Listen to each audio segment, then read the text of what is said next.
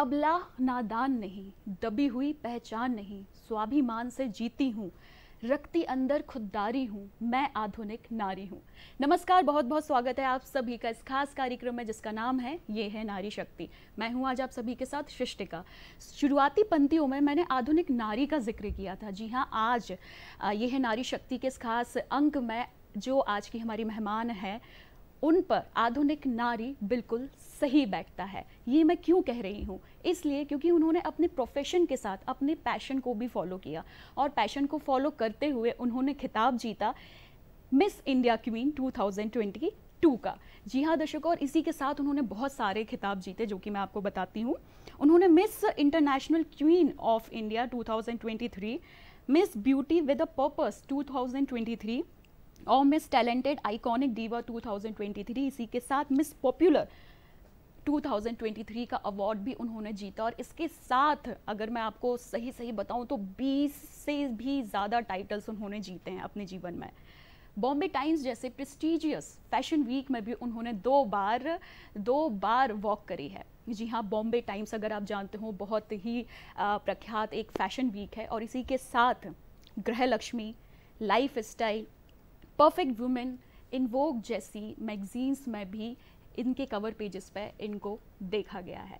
जी हाँ बिल्कुल, तो है ना दर्शकों, प्रतिभाशाली व्यक्तित्व। जी हाँ बिल्कुल। और अगर मैं ये कहूँ कि complete package of fashion, passion और ब्रेन, तो ये बात उन पर 100% बैठती है। तो फिर देर किस बात की? तो आइए मिलवाते हैं आपको मिस इंडिया क्वीन 2002 प्रिया तिवारी मैम से। मैम बहुत बहुत स्वागत है आपका कार्यक्रम में। बहुत बहुत धन्यवाद। मैम, जब ये खिताब आपको मिल रहा था, जब ये टाइटल आप जीत रही थी, तो क्या मन में था, क्या मन में चल रहा था कि आपकी कड़ी मेहनत उस वक्त रंग लाई हुई थी? तो क्या महसूस कर रही थी आप उस वक्त? मुझे मतलब बहुत ज़्यादा खुशी हुई थी और सबसे ज़्यादा खुशी इस चीज़ की हुई थी कि जो मैं एक नई चीज़ में एक्सपेरिमेंट कर रही हूँ, क्योंकि मैं हमेशा पढ़ाई लिखाई में आगे रही हूँ, मैं एक टॉपर रही हूँ। तो उसके बाद से 33 साल की उम्र में ये चीज़ अचानक से मेरे दिमाग में आई और मैंने कहा कि पहले अपना एक करियर स्टेबल करें, उसके बाद अपने सपनों को पूरा करें, आपके पैशन को। तो मुझे बहुत ज़्यादा खुशी और गर्व का अनुभव था, क्योंकि काफ़ी ज़्यादा ये अलग संसार है, एक पढ़ाई लिखाई और एक पढ़े लिखे इंजीनियर MBA होने के साथ साथ एक ब्यूटी क्वीन होना। जी बिल्कुल। और जैसे कि मैम कहा जाता है, ये जो फैशन फील्ड होती है, जब इसमें कोई जाता है तो या तो पढ़ाई साइड हो जाती है, या फिर पढ़ाई को अगर आप आके रखते हैं तो ये सारे काम साइड हो जाते हैं। बहुत मुश्किल होता है इन दोनों, इस पढ़ाई लिखाई में और फैशन फील्ड में तालमेल बिठाना। लेकिन मैम ने इस बात को गलत साबित किया और दोनों ही, वो पढ़ाई में भी बहुत अव्वल रही हैं, थ्रू आउट वो टॉपर रही हैं। उन्होंने इंजीनियरिंग भी किया है, उसके बाद उन्होंने MBA भी किया है, और अगर मैं आपको बताऊं तो आज भी वो पढ़ रही हैं। जी हाँ, तो देखिए उन्होंने किस तरह अपने पैशन के साथ साथ अपने प्रोफेशन को और साथ में अपनी एजुकेशन को किस तरह मेंटेन किया हुआ है। ये वाकई में प्रेरणाजनक है। मैम देखिए, जब भी किसी को इस फैशन फील्ड में जाना होता है तो वो काफ़ी पहले से सोच लेता है, बचपन से ही उसका कुछ ऐसा विचार रहता है। तो हर किसी के जीवन में कहीं ना कहीं से शुरुआत होती है। तो मैं चाहूँगी कि आपकी जीवन की कहानी, मैं ये कब शुरू हुआ, तो आपके इस जीवन की कहानी आपकी ज़ुबानी सुनना चाहूँगी, हमारे दर्शकों को बताना चाहेंगे। जी बिल्कुल, मैं ये बताना चाहूँगी कि एक यहाँ पे एक निजी एक पैजेंट था जिसका कि एडवर्टाइजमेंट मैंने देखा, और उस पैजेंट के एडवर्टाइजमेंट से मैंने सोचा कि क्यों ना कुछ नया ट्राई करते हैं, क्योंकि जीवन में बहुत कुछ मतलब स्टेबिलिटी आ चुकी थी। एक कॉर्पोरेट क्षेत्र में 11 वर्षों से काम कर रही थी, तो कुछ नया ट्राई करने के लिए मैंने सोचा। फिर वहाँ पे जब मैं पहली बार गई तो मुझे 2 सबटाइटल मिले, और उसके बाद लेकिन फिर मैंने हर महीने, मतलब मेरे पैजेंट्स हुआ करते थे। उसके बाद अगले महीने अगस्त 2022 में झांसी में एक पैजेंट होता है, मिस्टर मिस बुंदेलखंड, जो कि समीर खान जी कराते हैं। तो उनके पैजेंट में मुझे miss India queen 2022, miss Bundelkhand 2022, miss popular 2022 ये खिताब मुझे मिला। फिर भी मैंने हार नहीं मानी और मुझे लगा मुझे और आगे जाना है। फिर सितंबर में कुछ ऑनलाइन पैजेंट्स होते हैं जो कि आरती सरोज जी कराती हैं, तो उनके पैजेंट्स में मैंने पार्टिसिपेट किया। मतलब वो 2022 का साल ऐसा था जिसमें हर महीने एक पैजेंट हो रहा था और मैं पार्टिसिपेट कर रही थी और मैं कुछ ना कुछ जीत रही थी। और दिसंबर 2023 तक मैंने बैक टू बैक पैजेंट्स ये कि करती जा रही थी। ऑफिस से हर महीने मेरी 3 दिन की छुट्टी होती थी जिसमें मुझे एक पैजेंट में जाना होता था। और फिर भी मुझे लगा कि कहीं मेरे अंदर कुछ मतलब पूर्णतः से मैं संतुष्ट नहीं थी, मुझे लग रहा था कि कहीं कुछ कमी लग रही है। तो मैंने स्पेशली पुणे से तन्वी खरोटे जी हैं, काफ़ी फेमस ग्रूमर हैं, तो उनसे कॉन्फिडेंस एंड ग्राउंड्स में मैंने पूरी मॉडलिंग की ट्रेनिंग ली कि अगर आप किसी चीज़ में जा रहे हो, पढ़ाई करते हो, तो ऐसी मॉडलिंग के लिए आप पूरी परिपक्वता लाने के लिए, अपने आप को कंप्लीट करने के लिए आप एक ट्रेनिंग लो, प्रोफेशनल कोर्स करो। तो मुझ पर और ज़्यादा कॉन्फिडेंस बूस्टअप हुआ उससे। बहुत बहुत अच्छी बात आपने कही मैम कि मतलब जिस भी फील्ड में आपने पैर रखा पूरी तैयारी के साथ रखा। जी जी बिल्कुल। मैम अक्सर लोग जब फैशन फील्ड के बारे में सोचते हैं, उसमें आना चाहते हैं, तो वो बहुत अर्ली अपनी लाइफ में इस चीज़ की शुरुआत कर देते हैं। लेकिन आपके जीवन में जो मैं देख पा रही हूँ, आपने सबसे पहले अपने प्रोफेशन को टाइम दिया, एक स्टेबिलिटी ली, उसके बाद फैशन में आपने कदम रखा। तो ऐसा क्यों? मैं चाहूँगी कि हमारे देखने वाली सभी महिला, सभी जो महिला मित्र हैं, वो सब इस बात को जाने कि पहले अपने प्रोफेशन को उन्होंने टाइम दिया, पहले वो स्टेबल हुई, उसके बाद उन्होंने अपने पैशन को फॉलो किया। तो प्लीज तो इस बारे में। मेरा सभी लोगों को कहना ये कि एक्चुअल में क्या है कि पढ़ाई लिखाई एक ऐसी चीज़ है जो कि कहीं ना कहीं आपको लाइफ में क्या है, स्टेबिलिटी की तरफ ले जाती है। फैशन फील्ड एक ऐसा करियर है जो कि अनस्टेबल है। हो सकता है कभी कभी आपको क्या है कि इसमें बहुत अधिक आपको अपॉर्चुनिटीज़ मिले और कभी कभी आपको बिल्कुल ही नहीं मिले। तो जीवन में एक वित्तीय स्वायत्तता के लिए हर महिला को क्या है कि पहले अपनी पढ़ाई लिखाई, या अगर वो बिजनेस वुमन बनना चाहती हैं तो जो भी उनका काम है उस पर वो ध्यान दें, और फिर अगर उनको लगता है कि उन्हें अपनी एक पहचान बनानी है तो फिर वो इस फील्ड में आए। और जो इंसान ने अगर जल्दी शुरुआत की है तो वो शायद 18 या 17-18 वर्ष की उम्र से वो धीरे धीरे शायद 25-26 तक आके अर्न करने लगेगा। बट नॉर्मली इसमें मतलब बहुत अनप्रेडिक्टेबल फील्ड है कि कभी इसमें बहुत होगा, कभी बिल्कुल नहीं होगा। जी बिल्कुल। देखिए, जीवन ही बहुत अनप्रेडिक्टेबल होता है, आपको नहीं पता क्या आपके साथ घटित होने वाला है। इसलिए बहुत ही अच्छा होगा कि आप पहले अपने आप को स्टेबल करें, कोई फाइनेंशियल सिक्योरिटी लें, और उसके बाद आप जो चाहें वो करें। आपके जो भी शौक़ हो, आप बिल्कुल दिल खोल के उस ओर आगे बढ़ें।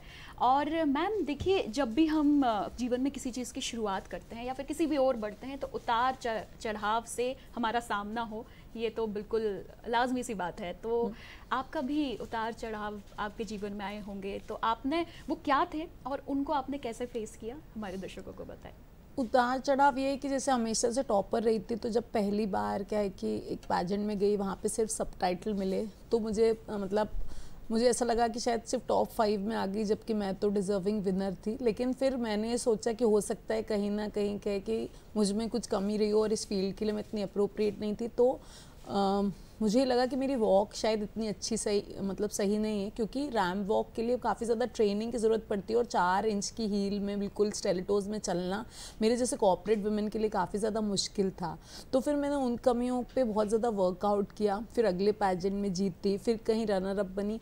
तो ये सारे उतार चढ़ाव मैंने देखे हैं अपने जीवन में, और इसमें मैं बस ये कहूँगी कि बहुत ही अलग चीज़ होती है, पर मेरे अंदर हमेशा एक सीखने की ललक रही है, जो हर इंसान में होनी चाहिए, कि चाहे वो 68 साल का भी हो, 70 साल का भी हो, पर वो हर दिन कुछ ना कुछ नया सीखता है अपने माँ बाप से या अपने फ्रेंड्स से।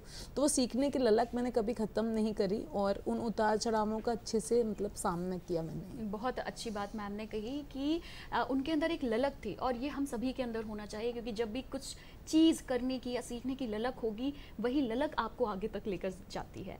तो मैम, ये जो कॉर्पोरेट विमेन से ग्लैमरस विमेन तक का जो सफ़र था, इसके लिए काफ़ी तैयारियों की ज़रूरत होती है। अगर हमारी जो आज का हमारा कार्यक्रम जो बहुत सारी महिलाएं देख रही होंगी, बहुत सारी लड़कियां देख रही होंगी जो इस फील्ड में जाना चाहती हैं, तो उन्हें क्या क्या तैयारी करनी चाहिए, और आपने अपनी क्या क्या तैयारियां की थी, कुछ इससे भी रूबरू कराइए हमारे दर्शकों को। बिल्कुल, मैं तैयारियों के लिए ये कहूँगी कि सबसे पहले आपको अपने बॉडी के फिटनेस पे ध्यान देना चाहिए, और ज़रूरी नहीं है कि आप जिम हिट करो, क्योंकि हर इंसान जिम में जाके इतना संतुष्ट नहीं हो पाता। तो योगा जो हमारी भारत की एशियन टेक्निक है, तो सबसे ज़्यादा वो करना चाहिए। तो उसके लिए स्पेशली एक वैशाली त्यागी मैम है जो कि दिल्ली में स्थित हैं, तो उनसे मैंने मेंटरशिप ली योगा की। फिर मुंबई स्थित अनीशा पुरुषवानी से स्टाइलिंग की क्लासेस ली, और इसके अलावा जो तन्वी खरोटे जी हैं, तो उनसे टोटल एक मॉडलिंग पैकेज में पूरा रैम वॉक से लेकर कैसे बोलते हैं, कैसे चलते हैं, तो ये सारी चीज़ें सीखी। क्योंकि कॉर्पोरेट एक बहुत ही अलग है, वहाँ एक डोमिनेंट और एक कॉर्पोरेट महिला होती है, पर यहाँ पे आपको थोड़ा अपना फेमिनिटी दिखानी पड़ती है। तो आपको उतनी सॉफ्टनेस, वो एक अदाएँ, वो सारी चीज़ें आपको अपने अंदर डेवलप करनी पड़ती हैं। तो अलग अलग मेंटर्स से मैंने अलग अलग क्लासेस ली। कविता किशोर जी हैं KGM ड्रीम्स की मुंबई में, उन्होंने भी मुझे कुछ सिखाया और मैं हर पैजेंट में गई, वहाँ किसी ना किसी से कुछ ना कुछ सीखती रही। तो वो जो सीखने की पूरी जर्नी है, तो उसने अल्टीमेटली एक हाइट पे पहुंचा दिया कि आज लोग मुझे भी एज अ रोल मॉडल देखते हैं और उनको लगता है कि हाँ, ये एक कंप्लीट विमेन है, कि इनके अंदर सब कुछ है। जी बिल्कुल। और मैम देखिए, बहुत सारे हर किसी के अपने अपने ब्यूटी सीक्रेट्स होते हैं, तो मैं चाहूँगी कुछ अपने भी आप ब्यूटी सीक्रेट्स हमारे दर्शकों के साथ साझा करें। ब्यूटी सीक्रेट्स, ओके, बिल्कुल। एक छोटा सा ब्यूटी सीक्रेट शेयर करना चाहूँगी कि आप एलोवेरा जेल में अगर आप रोज़ वाटर मिला के हर रात में अगर आप लगाते हैं, तो वो एक नेचुरल टोनर के रूप में काम करता है और आपको किसी भी केमिकल टोनर की ज़रूरत नहीं है। सिर्फ वो आपके फेस को काफ़ी ज़्यादा ग्लो करेगा एंड एवरी नाइट अगर आप उसको यूज़ करते हैं तो काफ़ी ज़्यादा ग्लो आता है आपके फेस पे। क्या बात है। मतलब देखिए दर्शकों, घरेलू नुस्खा मैम उपयोग करती हैं, और अगर देखा जाए तो ये जो मार्केट के केमिकल्स होते हैं उससे लाख गुने बेहतर होते हैं हमारे घरेलू नुस्खे। तो देखिए, आप देख भी सकते हैं कि घरेलू नुस्खे हर कोई, चाहे किसी बड़े फैशन वीक, चाहे कोई भी मॉडल्स हो, वो सब घरेलू नुस्खों का ही ज़्यादातर उपयोग करते हैं। तो ये आपको एक बहुत अच्छा मैसेज मिला मैम। यहाँ पर इतनी सारी आपने विद इन 2 ईयर्स बहुत सारे टाइटल जीते, तो मैं जानना चाहूँगी कि ये पूरी आपकी इतनी सारी जो सफलताएं हैं, इसका श्रेय आप किसे देंगी, किसे जाता है श्रेय? इसका श्रेय अल्टीमेटली जो मेरी मम्मी हैं अलका राज जी, उनको देना चाहूँगी, क्योंकि कभी भी घर वालों ने किसी भी चीज़ से रोका नहीं। हमेशा, अगर पढ़ाई में भी मैं आगे रही, मैं डिबेटर भी रही, तो उन्होंने कहा कि हमेशा जाओ और अचीव करो, और जो मुझे अच्छा लगता है तो मुझे हमेशा अपने डिसीजंस पे उन्होंने स्टेबल रखा और हमेशा सपोर्ट किया है। तो फैमिली का सपोर्ट सबसे ज़्यादा बड़ा सपोर्ट होता है, और जो भी मेंटर्स मुझे मिले उन्होंने भी हमेशा सपोर्ट किया है, सिखाया है, आगे बढ़ाया है। जी बिल्कुल। दर्शकों, मैंने शुरुआत में कहा था प्रतिभाशाली व्यक्तित्व। एक प्रतिभा मैम की मैं आपको बताऊंगी, हमें जानने में आया था कि मैम आपको लिखने का भी शौक है, तो मैं चाहूँगी कि क्यों ना आपकी लिखी हुई कोई कविता हमारे दर्शकों को आप सुनाएं। जी बिल्कुल। एक कविता मैं आपको सुनाना चाहूँगी, जिस कविता का शीर्षक है आह्वान, और ये कविता एकता पे बेस्ड है, तो उस हिसाब की कविता है ये, तो बिल्कुल सुनाना चाहूँगी। एक देवता ने आवाज़ दी है, मुझको ज़मीं पर उतारो, अंबर समंदर के मंदिर भ्रमित हैं, अपने ही अंदर निहारो। अगर प्रेम में है सभी पर्व अपने, कोई इनके आने से पहले डरे क्यों। उत्कृष्ट हो निजी आस्थाएं, कोई अपने देवों से सहमा करे क्यों। एक मोगरा है यहाँ भी वहाँ भी, एक सूरज है यहाँ भी वहाँ भी, तो इंसान हो तो तुम ही क्यों चोले उतारो। एक देवता ने आवाज़ दी है, मुझको ज़मीं पर उतारो। तो कहीं ना कहीं भगवान के रूप सब जगह अलग अलग हैं, तो चाहे वो मोगरा हो या गुलाब हो, या हम कहें कि खजूर हो या खुबानी हो, तो हमेशा एकता की बात करनी चाहिए और सबको मिलजुल के रहना चाहिए। मैम, बहुत अच्छा मैसेज आपने अपनी कविता में दिया और बहुत खूबसूरत पंक्तियाँ आपने लिखी हुई हैं, और कहीं ना कहीं इसमें एकता के साथ साथ काफ़ी मोटिवेट भी कर रही हैं इसकी लाइन है। तो देखिए, मोटिवेशन जीवन में बहुत ज़रूरी होता है, और हर किसी के जीवन में एक वक्त आता है जब वो डीमोटिवेट हो जाता है। तो मैम, आपके जीवन में भी कोई डीमोटिवेशन टाइम आया होगा, तो वो कैसा था, और आप अपने आप को मोटिवेट कैसे रख सकते हैं, ये आप हमारी सारी महिलाएं जो कार्यक्रम देख रही हैं उन्हें ज़रूर बताएं।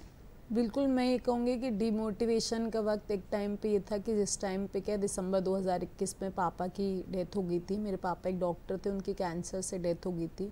तो मुझे ऐसा लगता था कि शायद मतलब काफ़ी ज़्यादा मतलब अच्छा मुझे नहीं लग रहा था, और मैं अंदर से काफ़ी ज़्यादा डिमोटिवेट फील कर रही थी। लेकिन फिर मैंने उन्हीं के जीवन से मोटिवेशन लिया कि वो कैंसर तक में अपने कॉलेज जा रहे थे और बहुत कुछ किया था, तो वो शायद मेरे लिए काफ़ी अच्छे मोटिवेटर साबित हुए, और उनकी लाइफ जर्नी को मैंने रिमाइंड किया, और फिर मैंने सोचा कि मुझे भी ऐसे ही आगे बढ़ना चाहिए।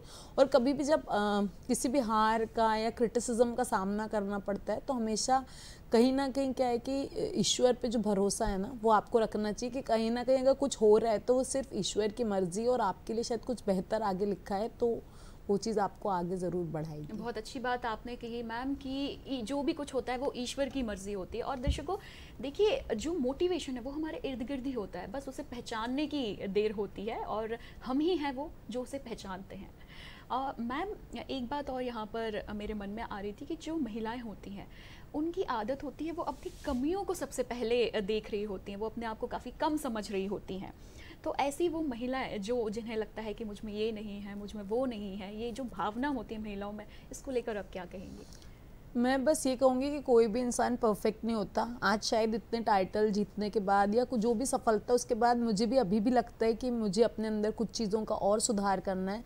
तो हर दिन अपने अंदर सुधार करना चाहिए, और जो भी कमियां अगर आपको जो लगती हैं तो आप उनको पता करके सही मेंटरशिप लीजिए या यूट्यूब से सीखिए। जो भी हमेशा सीखने की कभी उम्र नहीं होती, और हमेशा सीखते रहना चाहिए, तभी आप आगे बढ़ सकते हो। जी बिल्कुल।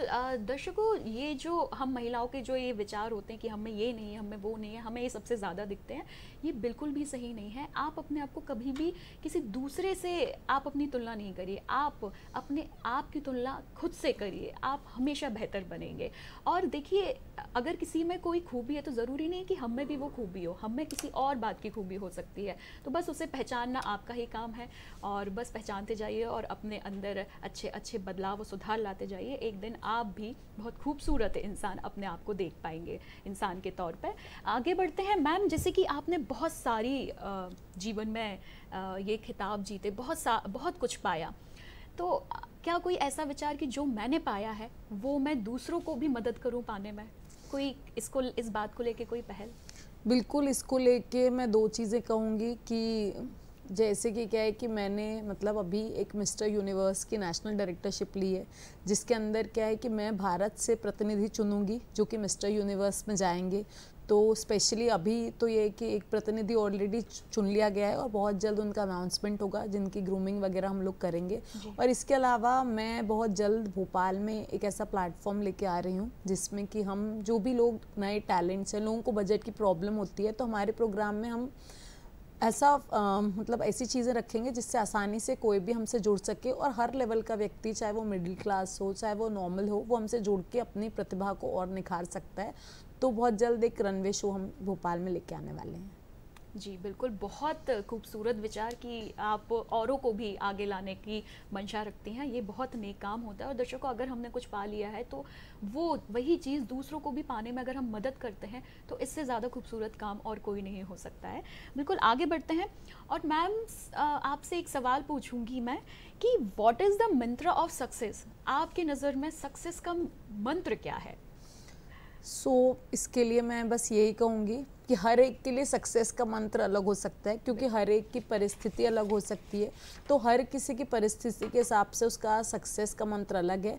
बट जो एक सक्सेस का मंत्र है वो ये कि कभी भी हिम्मत ना हारें, मेहनत करना ना छोड़ें। अगर लगातार हार का सामना भी करना पड़ रहा है तो भी ये कि आप डेडिकेशन से, सच्चे दिल से मेहनत करें, और आप खुद एनालाइज करें कि क्या आप में कमी थी जिस वजह से वो आपको नहीं मिला। जिस दिन आप खुद अपनी कमियों को एनालाइज करना स्टार्ट कर देंगे, उस दिन आप धीरे धीरे सक्सेसफुल होना स्टार्ट कर देंगे। बहुत बहुत अच्छी बात मैम ने कही कि जब आप अपनी कमियों को खुद देखने लगेंगे तो उसे सुधारने भी आप लगेंगे, और सक्सेस आपको इस रास्ते पे ज़रूर मिलेगी।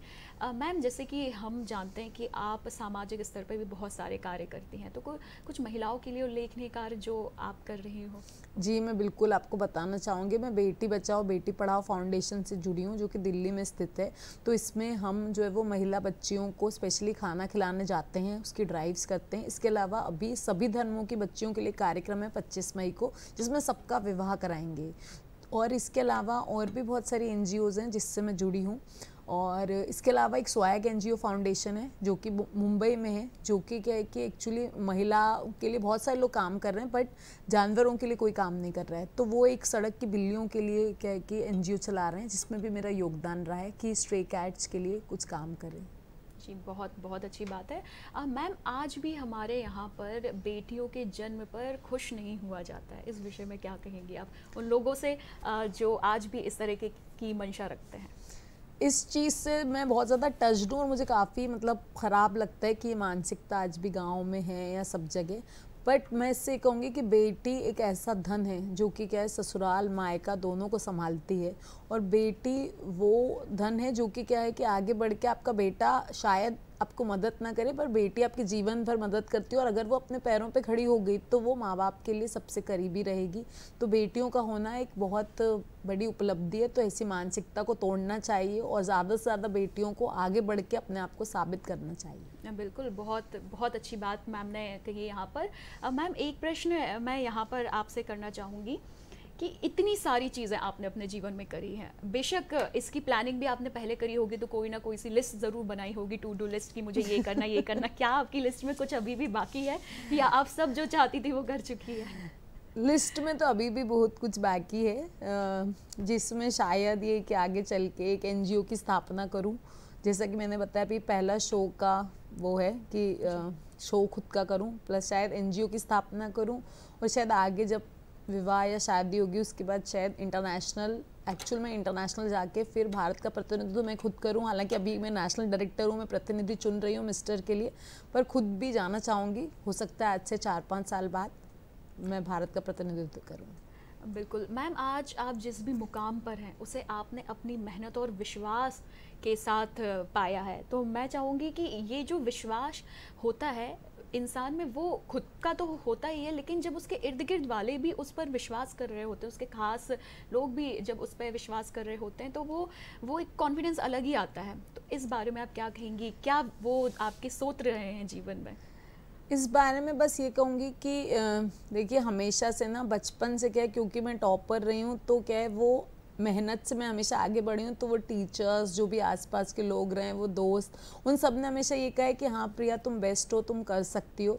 तो उनका मोटिवेशन भी काम आया। बट मेरे लिए सबसे ज़्यादा मतलब जो मेरी मम्मी अलका जी, तो उनका सपोर्ट बहुत ज़्यादा मेरे लिए रहा है, क्योंकि एक घर से ही सबसे ज़्यादा आता है। अगर क्या है कि आपके घर वाले ही बोल देते हैं ना, कुछ भी रिस्ट्रिक्शंस आप पे लगाएंगे, बट इस मामले में मैं पर्सनली लकी रही हूँ कि मुझे किसी ने कुछ रिस्ट्रिक्शंस नहीं लगाए, और मैं अपनी मेहनत जो मैं करना चाहती थी वो मुझे करने दिया गया।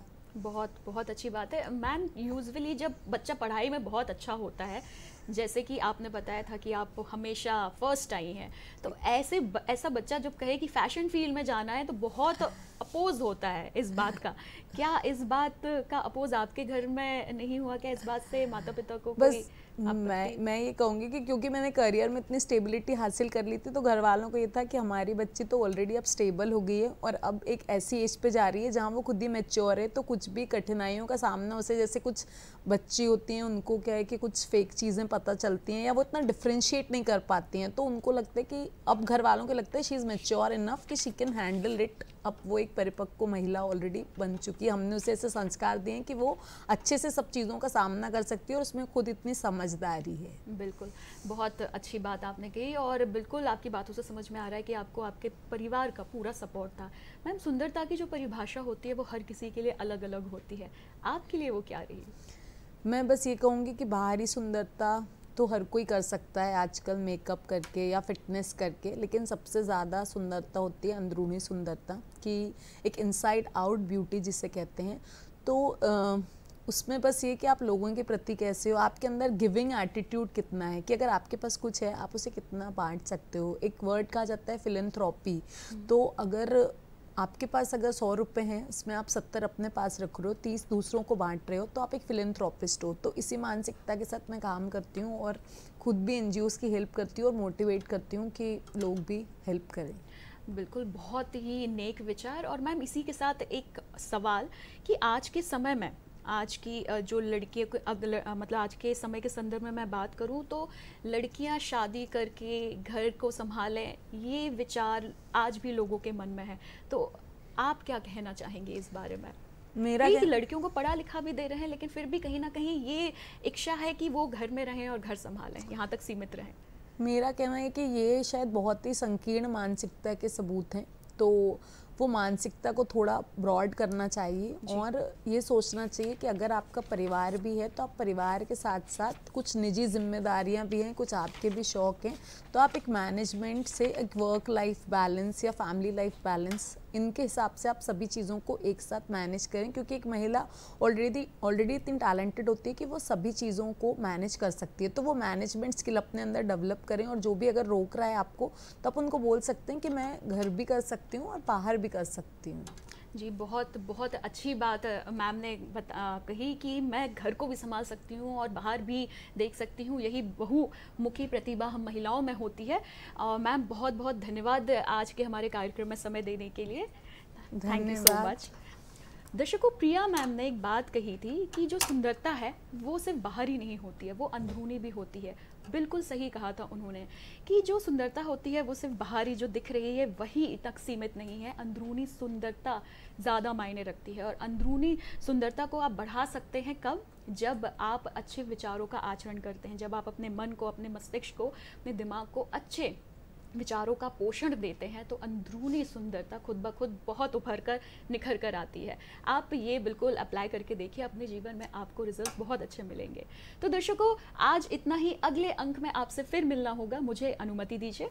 नमस्कार।